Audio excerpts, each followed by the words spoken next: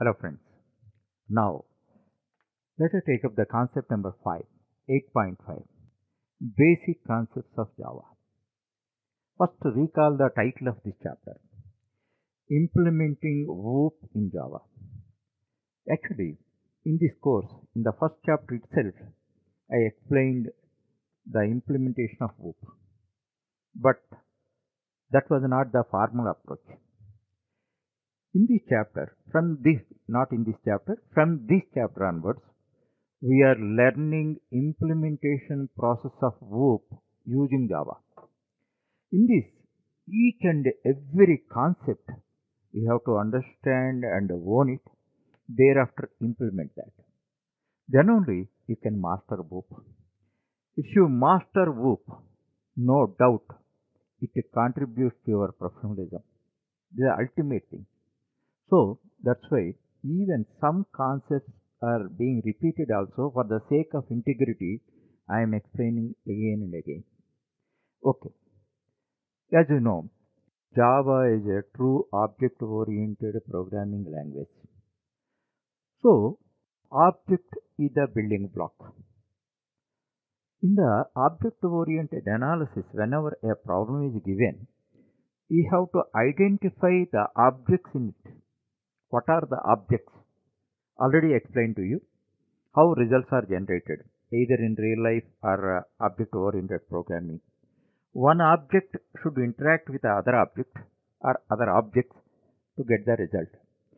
Driver is an object, car is another object. Driver object interacts with the car object to get the result. In the same manner, you are a student, I am a teacher. You are an object, I am another object. We are interacting each other to generate a result. That is the object oriented principle. Okay. Now, first we have to identify the object. An object is a real thing. What is the basic requirement to generate an object?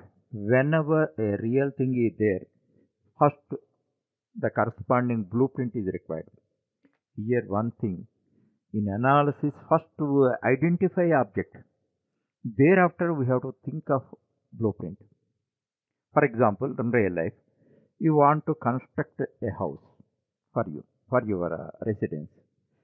First, you think of how many rooms are required, what is the area, other requirements, and all that. First, to identify object. After the mental process is over, you go to the architect. First, you go to the architect, not to the engineer. Why? You get the blueprint ready. After that, you start implementing. So, the same process. First, you have to identify objects. Thereafter, the corresponding blueprint should be ready. So, here once you have identify object, what is required? A class. Class is the blueprint, standard blueprint developed by, provided by Java. That is class, CLASS. It is a keyword. Okay. What you can understand that it is a user defined data structure or otherwise abstract data type. Already explained to you. explained to you. So you have to define a class. After identifying objects, for every type of object, you have to define a class. The class is the blueprint. So now you see that I take a basic example room because room example is known to everybody. That's why it is a simple example and a simple set of elements. That's why in most cases I take a room as the basic example and a few more examples like a student, etc. I use. Now you see that how class definition is made. So start with the class keyword, then one identifier like room. Whatever name you give, it should be a noun. Conventions also you must remember, and it should be in Pascal case. Pascal case means one word is there. It should start with the capital letter, remaining letters are smaller. Suppose room demo is there, D capital. So for all words, first letter should be capitalized. It is in Pascal case. Pascal case. So this is the, and it should be a noun. So it should be have a body within the flower brackets. Okay. In this, which members we have to define?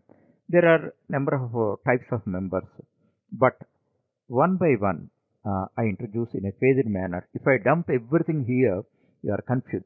You never have a focus. That's why first I start with two types of members. First one is data members. First one, data members. Second one, member functions. Member functions. Actually, in all object-oriented programming languages, functions are known as methods. So here, normally I use method, where somewhere if I use function also, you must understand in Java every function is known as method. Okay. Now with the reference to room class, we see that what are the data members? Int, length, breadth and height. Actually in Java, you must write all the complete names. Complete names. You should not use shorter names unlike C, C++, Python, etc. Complete names. Few cases are there. There you can use short names. Very few cases. So int, length, breadth and height. Those are data members. Thereafter, methods. Int calculate floor area, int calculate floor walls area. I didn't give the complete coding detail. Only thing is for understanding sake, I have defined int calculate floor area, calculate floor walls area. Now, if you see that these are encapsulated, and what is the identifier? Room. So here data members and member functions which act upon the data members are integrated or encapsulated as a single identifiable entity with a identifiable name. Single entity with identifiable name. So this is the blueprint. In this context, one very important thing I have to tell you, in most books, most authors implement main method here. May technically it may be valid, but always we think logically. First blueprint, thereafter implementation. Blueprint should be ready, that is independent. Thereafter it should be implemented. That's why my sincere advice is don't write the main method here. Main method is meant for execution. Execution in a separate class, you write that. That is a good practice. But if you write the main method in this also, it is technically valid and it is executed, but conceptually it is not good.